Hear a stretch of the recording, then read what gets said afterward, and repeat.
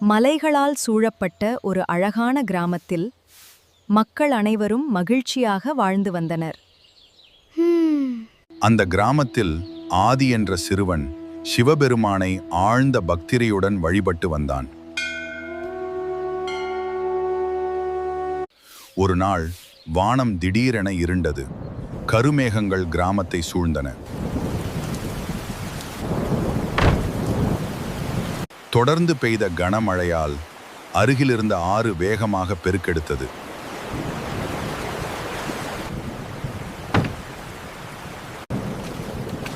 ஆதி மட்டும் பயப்படாமல் சிவபெருமானிடம் உதவி கேட்க கோவிலை நோக்கி சென்றான்.